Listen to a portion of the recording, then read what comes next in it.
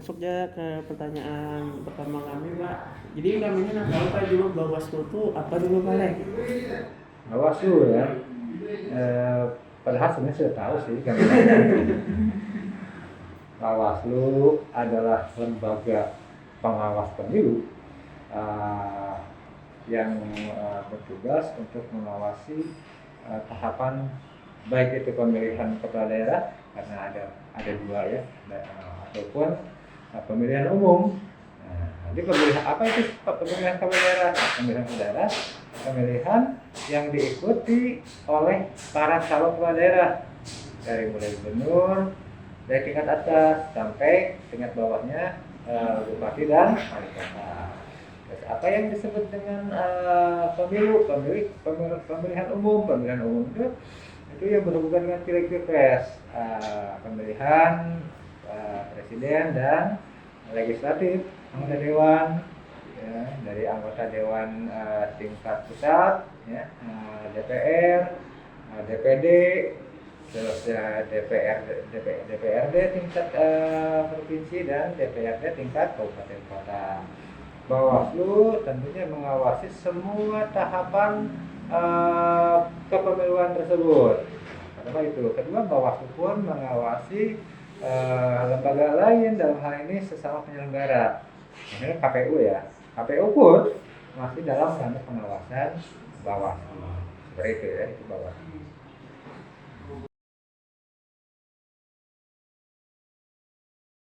Sangat berbeda.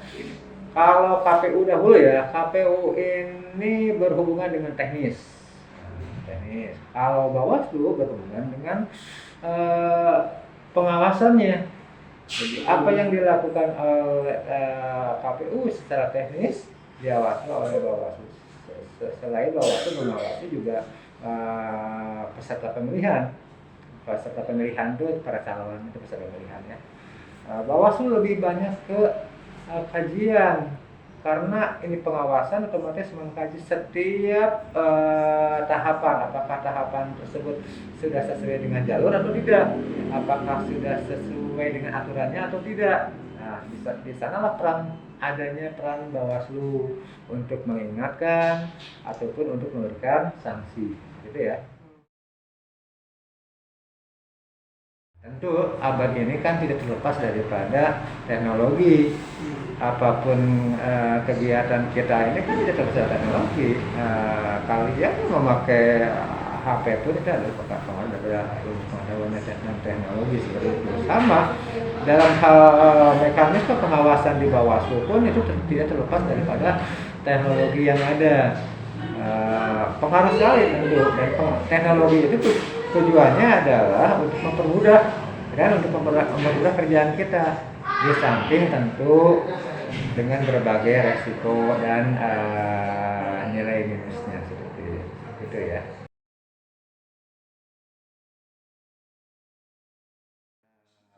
Nah, isu-isu tersebut ya itu dinamika hidup dan dinamika berbangsa dan bernegara. Ada kegiatan politik di dalamnya, itu sesuatu yang lumrah seperti itu.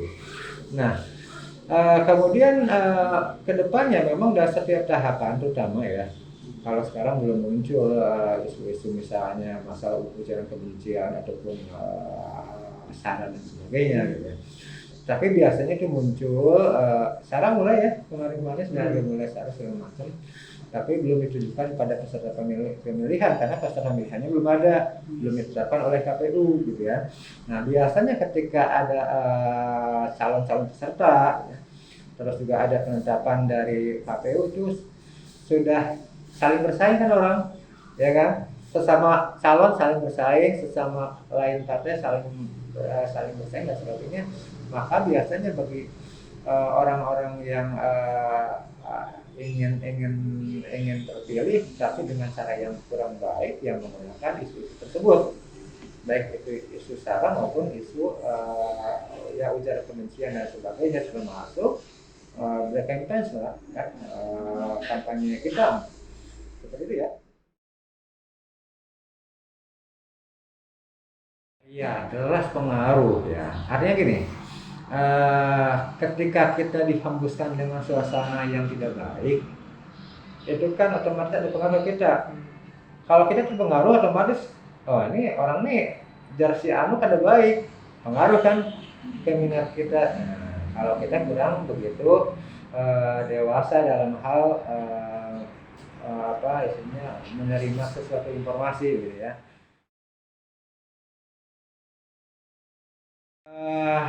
Selama ada hawa nafsu dalam diri kita berasal terjadi. Tugas kita bukan untuk menghapuskan, menghilangkan kecurangan-kecurangan tersebut. Tidak mungkin bisa dihilangkan, tapi bisa diminimalisir, bisa ditekan dengan cara memberikan kesadaran-kesadaran politik kepada masyarakat, kepada peserta pemilihan, kepada masyarakat umum, ataupun kepada para penyelenggara tersendiri, gitu ya. Karena tidak jarang kecurangan tersebut diakibatkan oleh oknum-oknum yang ada di lingkungan penyelenggara itu sendiri, gitu ya. Misalnya begini, tapi itu ada aturannya. Kalau di media elektronik misalnya ada media cetak boleh berkampanye, ada aturannya dari PKPU. Misalnya dalam jangka waktu 10 hari. Media sosial demikian juga, misalnya 10 hari. Tetapi kenyataannya misalnya ada yang melebihi. Nah, itu. Atau di media sosial misalnya akunnya yang daftar ke KPU itu harus 10 akun. Tetapi di media sosial ternyata lebih dari 10 akun. Ya. Dan itu yang selanjutnya misalnya saat 3 hari menjelang pemilihan pencoblosan itu kan tidak ada kampanye, ya, dilarang ada kampanye dan sebagainya. Tetapi akun itu misalnya masih tetap berkampanye. Itu juga salah satu pelanggaran yang dilakukan oleh akun-akun ataupun media sosial tersebut.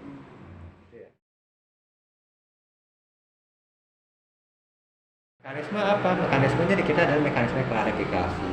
Kita memanggil dan sebagainya, meminta penjelasan daripada yang bersangkutan. Nah, ada juga misalnya yang terakhir dalam hal pilkada. Sebelum pilkada kita ada pemilihan umum dahulu ya. Pemilihan umum yang tadi itu ada pemilihan presiden, wakil presiden, dan terakhir tahun 2020 pilkada ya. Nah, dalam pilkada ada akun-akun yang tetap masih berkampanye di saat hari tenang.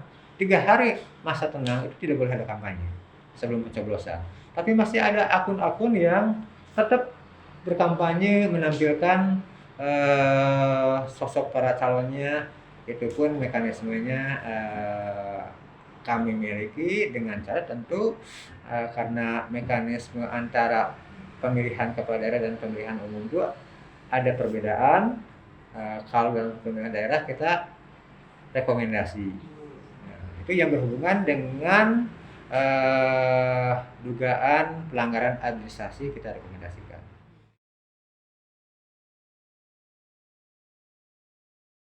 Banyak sih aplikasi-aplikasi yang sudah kita keluarkan ya. Salah satunya ada yang disebut Hawas. Hawas itu Salam Hawas. Hawas itu adalah aplikasi pengawasan. Ada juga yang disebut dengan Siwaslu.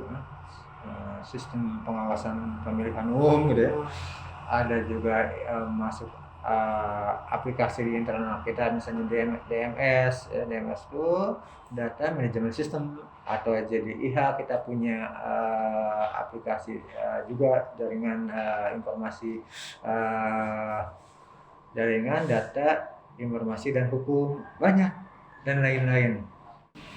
Itu menyeluruh ke semua daerah segala macam, tetapi kendalanya yang tadi yang dimaksud penyambungnya itu kepada banyak. Pertama jaringan, gitu kan? Jaringan isolasi. Ya, karena kan tidak semua daerah di kita ini memiliki jaringan yang baik.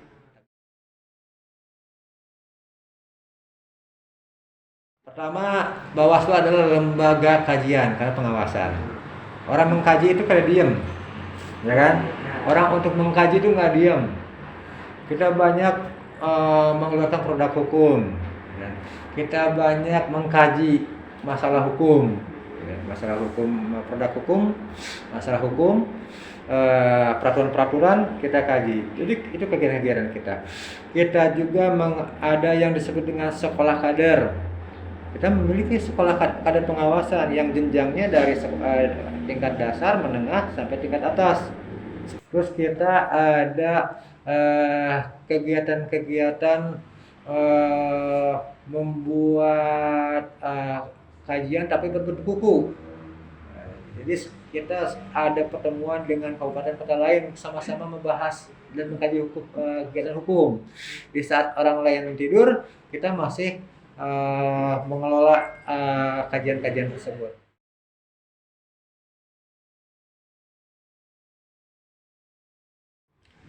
Yang bisa digagalkan itu dalam peraturannya adalah setiap calon yang diduga melakukan pelanggaran administrasi TSM, terstruktur, T-nya lah, S-nya sistematis dan masif, gitu ya. Kalau yang itu bisa didiskualifikasi, tetapi itu karena ada mekanisme tersendiri. Untuk calon-calon yang diduga dan terbukti di pengadilan, misalnya gitu ya, itu pidana. Seperti itu.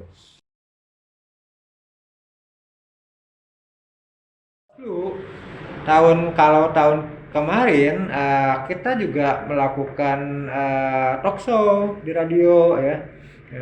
Saya sendiri waktu itu ya yang ini talk show dan forumnya adalah kaum milenial.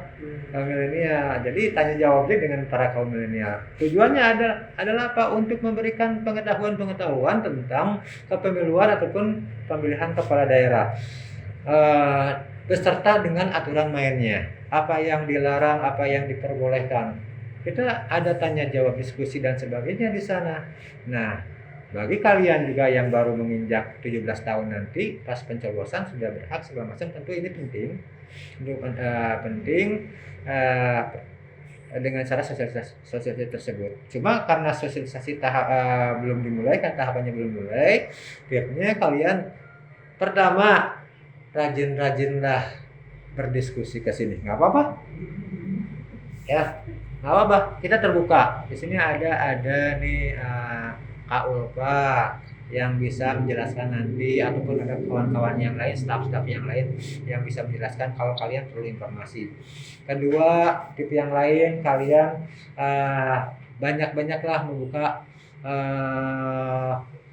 media sosial dengan yang tadi itu, kembali ke teknologi kan, tetapi misalnya dalam hal kepemiluan, undang-undang dibuka, ada Undang-Undang 7 2017, Undang-Undang Pemilihan Umum, dan ada Undang-Undang 10 2016 tentang pemilihan kepala daerah.